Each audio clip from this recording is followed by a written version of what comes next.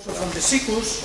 He completed his PhD in chemistry in 1995, and after a postdoctoral stay at the University of Cambridge, he returned to this university as a Marie Curie Fellow. After that, he became Ramon y Cajal Fellow and was appointed Professor Contratado Doctor and Professor Titular at the Department of Organic Chemistry. His research focuses on the interface between organic and polymer chemistry, with emphasis on the preparation of well-defined polymeric nanostructures for biomedical applications and the development of NMR tools for their characterization. The title of his talk is Dendritic Nanostructure for Biomedical Applications. Thank you, Ricardo. It's your time.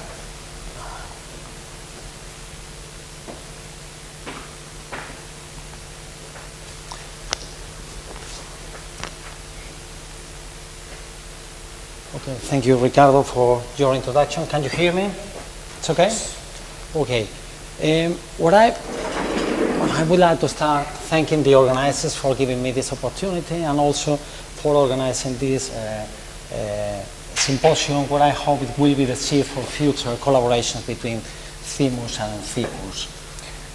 Before going ahead with our contributions in the field, and I know that most of you are not chemists, so I would like to introduce a little bit what dendrimers are and why we think that dendrimers can be very interesting for biomedical applications. And I would like to have a look just to biopolymers in nature. We have proteins, nucleic acids, and polysaccharides. And just a quick look to these biopolymers remind us that proteins are very unique in a few characteristics. They are globular, they are single particle. Most of the times they appear as single particles in nature, and also they are in the nanometer scale. That means that most of the proteins are between 3-4 nanometers and something like 15-20 nanometers for the largest proteins, the most common proteins. While in nucleic acids the situation is radically different, because chromosomes are much larger than usual proteins, and exactly the same occurs in the case of polysaccharides. So we can say that proteins are globular, single particles that usually are organized in the nanoscale. Another interesting property of proteins is that they are monodispersed. That means that if you perform a multi-spectrum, this molecule, that one is cytochrome C, what you have a multi-top spectrum of cytochrome C, you are having only a single peak. That means that every single protein in the sample responds to a very unique linear sequence of amino acids, while, for example, a multi-top spectrum of a polysaccharide, like in this case is hyaluronic acid, delivers you a bell-shaped distribution of masses. And this polydispersity that is common in polysaccharides is also found in all synthetic polymers that you can imagine, because proteins are produced by ribosomes and the information is coded in the DNA, and unfortunately we are not ribosomes, and the synthetic procedures that we are able to use for the preparation of polymers delivers us compounds like polysaccharides. Okay, and that's why dendrimers are so appealing for us. I mean, these are dendrimers, they are synthetic polymers, but contrary to the remaining synthetic polymers that you can imagine, they are globular and they are polydispersed or monodispersed. And this is why, and the reason behind this is the synthetic methodology that we use for the preparation of dendrimers, that basically it's based on a stepwise repetition of various synthetic steps, allowing starting. This is the most common strategy. There are others, but the most common allows you, starting from a core, to introduce a branching unit. Okay, and in this way you get what we call a generation 1, and the repetition of the sequence of reactions allowing the incorporation of this branching unit allows to obtain generation 2, 3, 4, okay, and larger generations. And what you can see is when you go from the core to the generation 4, you increase the size and you increase the number of terminal units. Okay, so we can think about size and number of terminal functionalities on the surface as quantized properties in the case of dendrimers. And they are monodispersed. That means that you can control this number very specifically. And when you think about a multivalent structure like this one, we think about the possibility of using this type of dendrimers as scaffolds for the incorporation of drugs, solubilizing polymers, ligands for targeting, diagnostic agents, on whatever you can think about for use in biomedical applications. Also, because these are 2D structures, and this will try, this three-dimensional structure will try to fit the whole space. Okay, these are models of commercially available dendrimers, common dendrimers. They were the first synthesized. This is a generation 5, generation 6, with around 100 and 200 terminal groups. And I must confess that when I saw this the first time, I thought it was a protein. Okay, so in fact, what you are having here is a very globular structure with lots of terminal groups. Okay, that because you can select the size, this can be used as mimics of proteins. And what we will try to do is trying to mimic some of the properties that proteins can deliver us. Okay, and I would like now to talk a little bit what we have done with dendrimers. And I bring you this picture. This is a fern from Hawaii that apparently are the first plants appearing after volcanic eruptions in Hawaii. And they resemble very much the copolymers we deal with, which incorporate a PEG change, which is highly hydrophilic and biocompatible with the multivalency of dendrimers. We want to use this type of structures for the preparation of delivery systems, polymer therapeutics, and diagnostic agents. And because the properties of this type of copolymers depend mainly on what you are able to introduce on the surface of the dendrimer, we want to rely on very efficient technologies, organic chemistry technologies. And that's why instead of relying on classical coupling technologies, we have already years ago embraced the click concept. Basically, I mean, this was proposed by Sharpless more than 10 years ago. And basically, Sharpless, what he says is, okay, in the arsenal of organic reactions that we are having, let's select those which are more efficient, okay, that proceed rapidly to completion, that can involve simple reaction conditions, high yields, etc. And among these reactions, Professor Mascareñas showed us an example before, is this CuAAC reaction, this copper catalyzed azide-alkyne cycloaddition can be considered as the holy grail among these click reactions because it can be performed under aqueous conditions and involves only catalytic amounts of copper.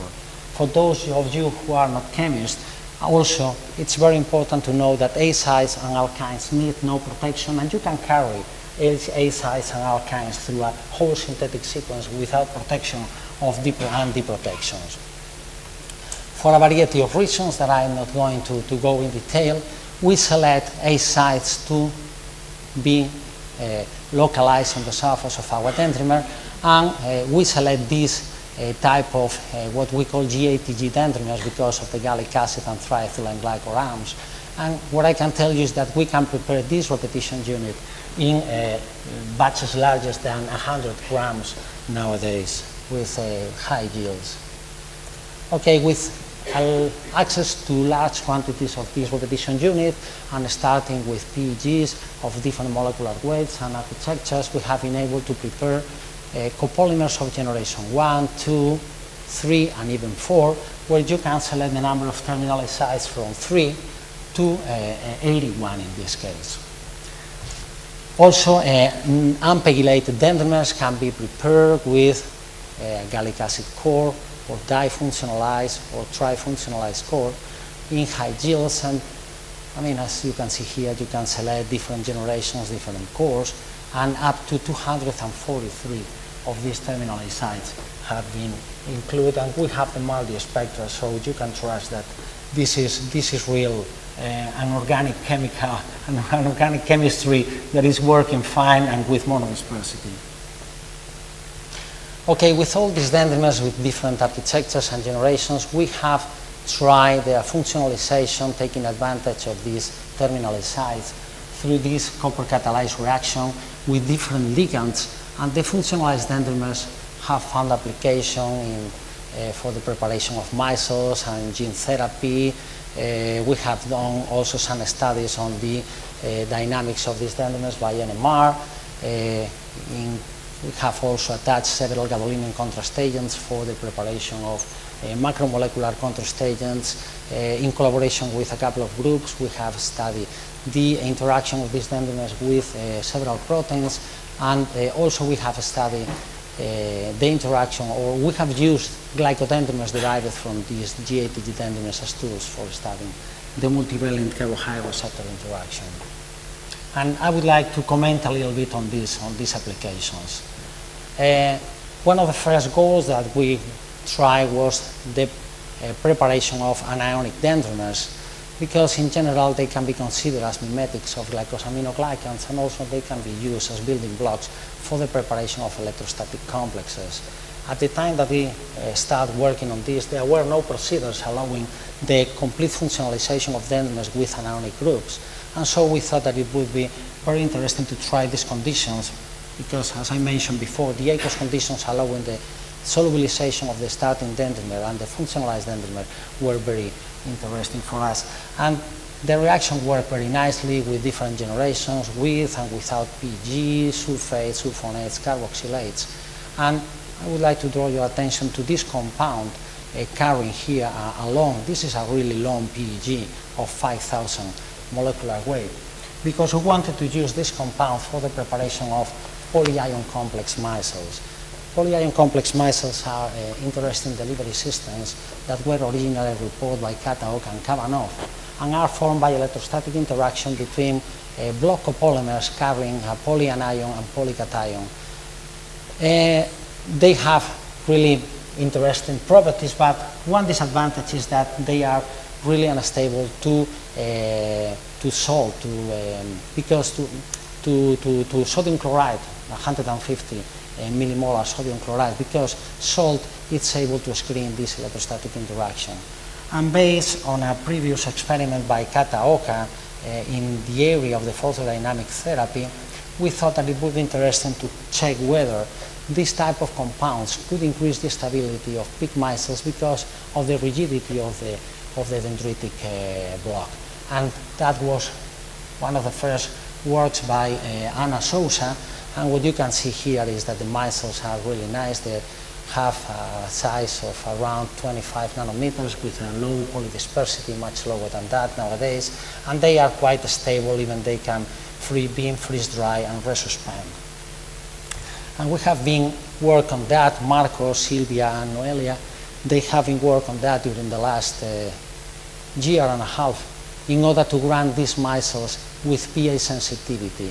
Just by substituting the sulfate at this position by a carboxylate, you can obtain this type of micelles that are stable under physiological conditions, but once you lower the pH to pH 5, which is quite relevant for solid tumors and the endosome lysosome, the carboxylates at the core of the micelle can be protonated.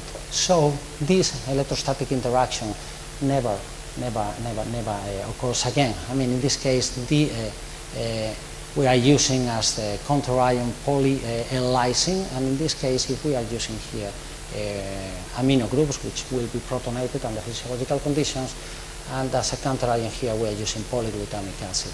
And what we are having is this type of micelles that they are completely stable under physiological conditions, but once the pH is lower, the carboxylates are protonated and the micelle is completely disrupted. And we are now working very hardly on this type of systems and with cells trying to see the internalization and the delivery once they reach the lysosome. In the same way that polyamino acids could be incorporated in these pig micelles, we thought that nucleic acids also could be of interest, because at the end of the day, nucleic acids are polymers that are negatively charged. And with this end, we established a collaboration with Maria Jose Alonso, and they were studying in their group different conditions for the preparation of these complexes, and also they were studying different properties, and at the end they conclude that they have favorable properties, several favorable properties for gene therapy. In this case, for example, what we are seeing as the result of the transfection with this type of dendriplexes, where the DNA was encoding the enhanced green fluorescent protein. As you can see, that after a few days we can have a green fluorescent in the cell cultures. Another area that we are really interested is on the use of our dendrimers for the preparation of macromolecular contrast agents for magnetic resonance imaging. The contrast agents that are used nowadays in clinical radiology are low molecular weight ligands, such as the dotaine. This is the one that is mostly used nowadays in the clinics. But this type of compounds, they suffer from a passive distribution into the interstitial space. So it is the belief that the incorporation of multiple copies of this type of monovalent ligands on a multivalent scaffold would allow not only increased relaxivity and longer circulation times, but also the selective diffusion through angiogenic tissue. And you can think about different polymers or macromolecular structures as scaffolds, but of course the use of dendrimers is very appealing because you can very selectively control the size of this type of scaffolds. However, classical post-labeling approaches have been used till very recently for this goal, which involved a two-step sequence where first the ligand was incorporated and then the gadolinium. As what you can see is that the reaction was not very efficient. So at the end of the day, what you have is a mixture of compounds that goes a little bit against the monodispersity of dendrimers. So we thought that it would be interesting to check whether pre-labeling approaches based on this copper catalyzed reaction could deliver really monodispersed compounds using this type of alkynated gadolinium ligands. And that was the work done by Paco while he was a postdoc in our group.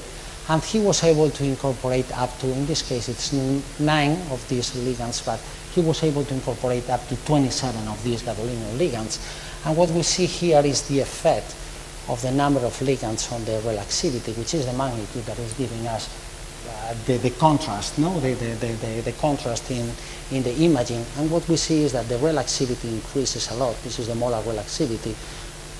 And at the end of the day, what we are having is magnitudes that are comparable to Gadamer, which is the standard in the dendritic macromolecular contrast agents. We established for this goal also a collaboration with Sebastián Cerdán in Madrid. And basically what they have done was implanting a glioma in the brain, and is that point here. And after injecting of these dendritic contrast agents, we have seen a very huge increase in the signal intensity compared to the contralateral hemisphere taken as control. And what we can see is that the effect is quite similar also to Gadamer 17, which, as I mentioned previously, is the standard in the field. Another area that we are really interested to work is in the carbohydrate-receptor interaction, because this type of interactions controls lots of biological events, such as cell-cell communication and the first steps in the virus and bacteria infection. The nice thing of carbohydrate-receptor interactions is that they are very low in affinity and very low in specificity, and it is the multivalent interaction of several of these carbohydrates on a biological surface and several of the receptors on another biological surface, which is able to trigger the biological event. It's like a zip.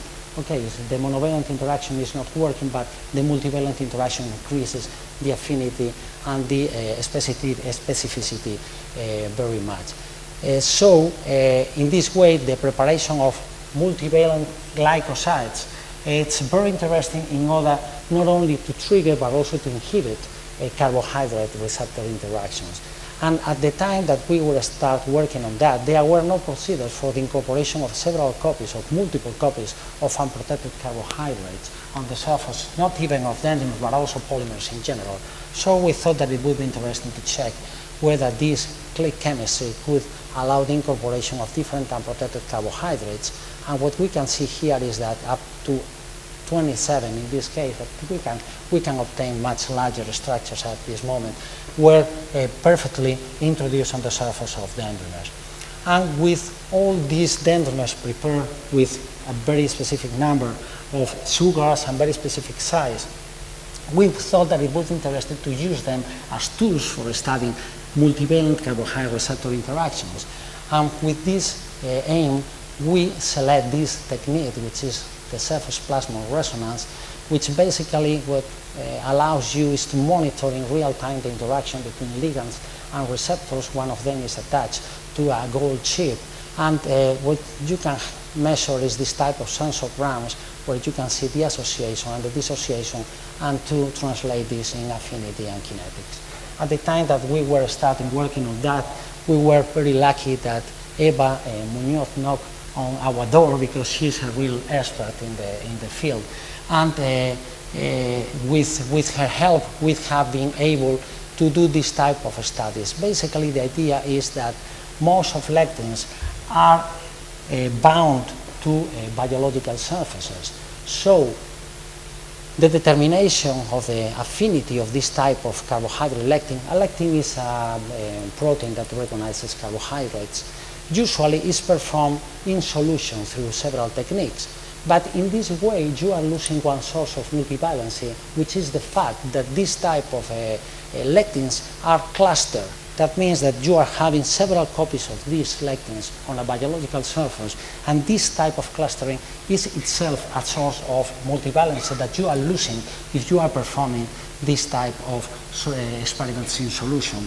And with this aim, we study a couple of experiments, and we try to compare the effect of a solution experiment by SPR. This is just a competitive experiment. In this case, we were using concatenating A, which is a tetrameric lectin recognizing mannose, and what we were seeing was just a competitive experiment between concatenating A, different generations of manosylated dendrimers, and a chip functionalized with mannoses, and in this case it was a surface-based experiment with the concatenating A was attached to the chip and the lectin was in solution.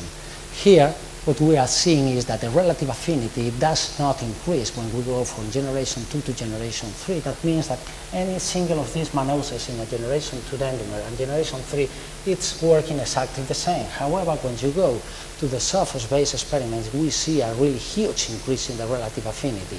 What we are seeing here is the association, dissociation, and the association is always very fast, but the dissociation is much slower as you increase the generation. That means that you are having an increase of stability in the system by rebinding. Just to make the long story short, what we can have is a system, let's focus here. Okay, in the monosaccharide, what we are having is that the monosaccharide is coming into and leaving the protein, and okay, this is done with a very low affinity.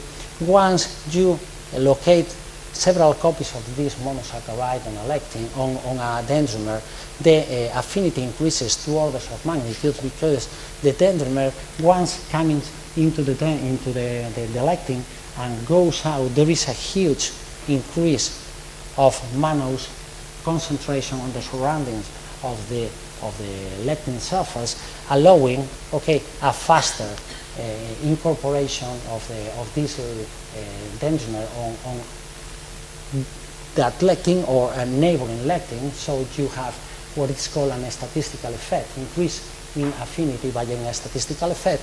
But in the case that your lectins are close together, or the size of your dendrimer is large enough in order to span 2 neighbor lectins, then in that case you are having a very huge jump in affinity that within it can be used this type of results, it can be used for the delivery. And we're thinking, I mean, what we think is that depending on your lectin, although this is also common, will be common for any drug delivery system where you are having receptors, the density of your receptors can be used as a source of selectivity in order to deliver, okay, whatever particle or dendrimer, whatever you want, because you can select, okay, or you can control the selectivity, changing the concentration of ligands that you are having on the dendrimer and the size of the dendrimer. So you can select, I'm going through this, okay, population of lectins or population of clusters, but not to the other one, depending on the concentration that we are having on a cell surface. I don't know how time is left. Couple of minutes. Okay. This type of GATG dendrimers also have been used for controlling the oligomerization of several proteins. In that case, several dendrimers were tested for the inhibiting the oligomerization of the CA protein, which is on the surface of the HIV, and one of them, generation 1, was able to accommodate here in this surface of interference surface, and was able to inhibit, okay, at least initially, the oligomerization of this CA protein. And for example, when you go not generation 1 but to generation 3, and it was functionalized with this type of morpholins, we have seen just the opposite effect in amyloid peptides. This type of ligands were able to trigger, to accelerate the oligomerization of this type of Alzheimer or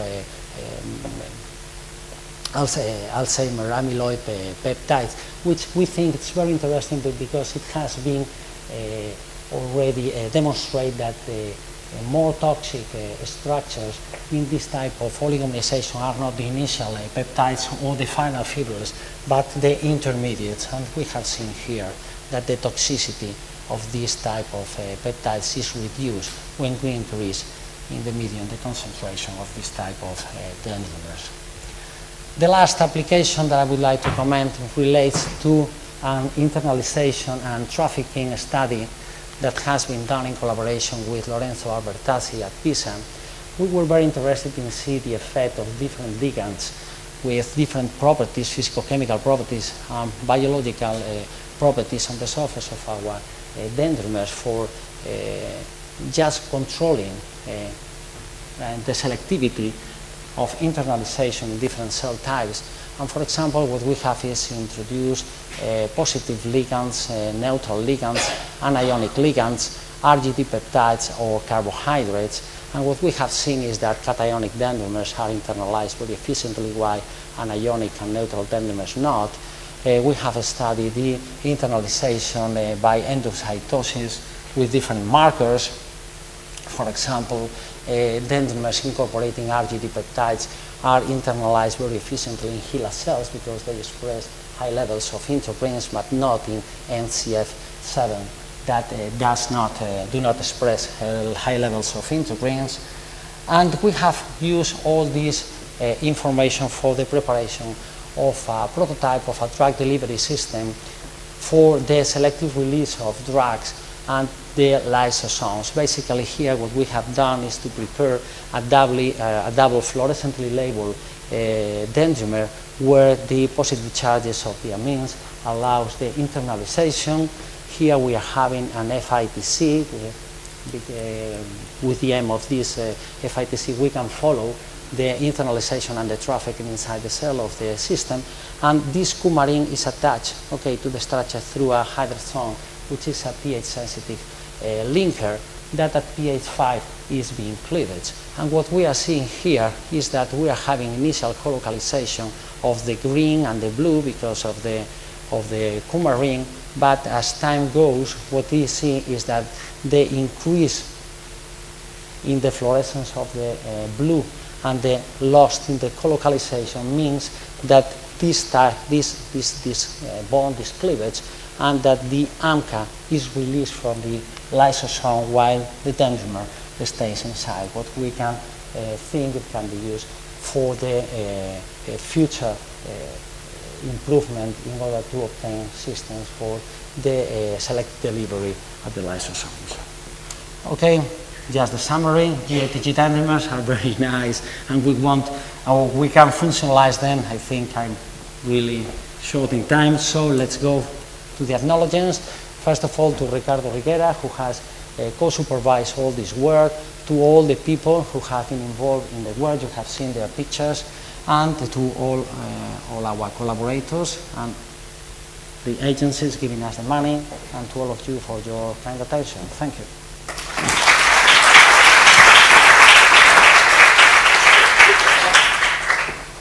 Any questions to Professor Eduardo?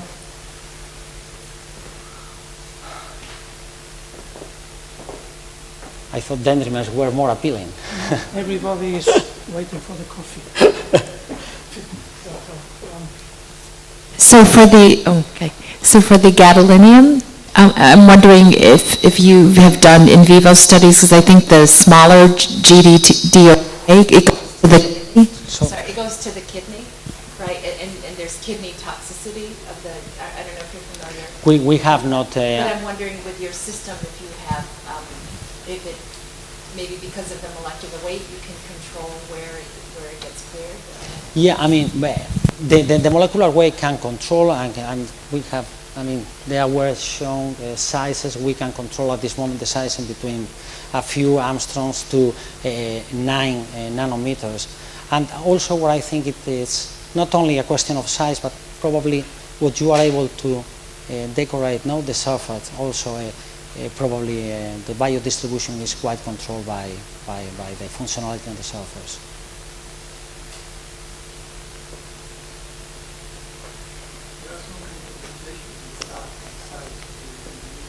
Sorry?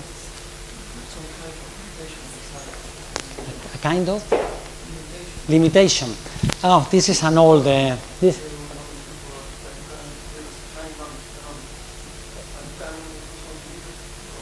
I mean, theoretically, I mean, it can be done.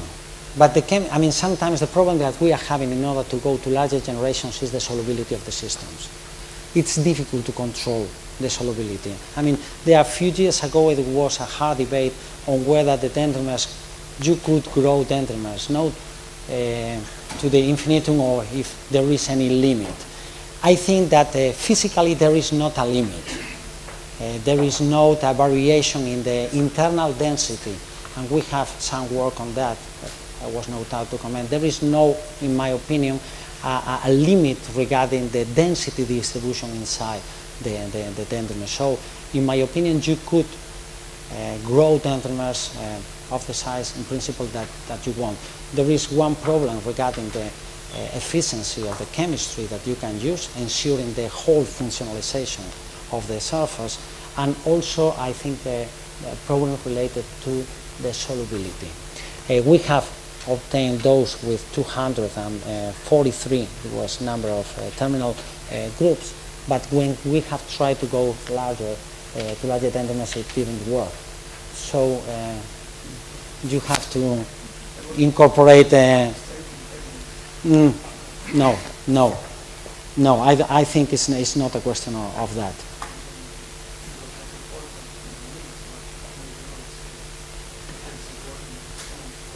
I think it's quite general. I would say that this is quite general. There is, and I mean, you can say there is a magnitude that's called alpha that relates the size that you can get by different techniques, by diffusion and NMR, with the molecular weight.